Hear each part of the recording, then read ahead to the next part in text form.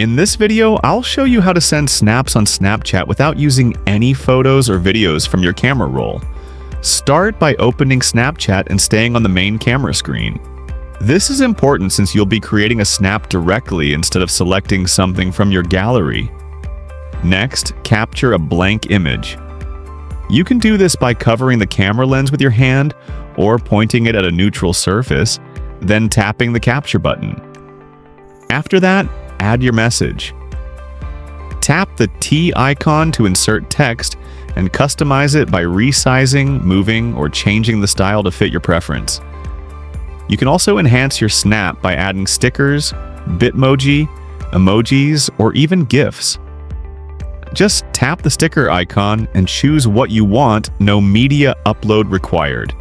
Once everything looks good, send the snap like you normally would. Select your friends and hit Send.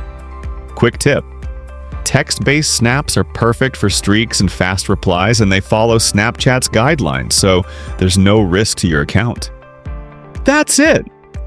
If you found this helpful, make sure to like, subscribe, and comment "Snap Sent" below.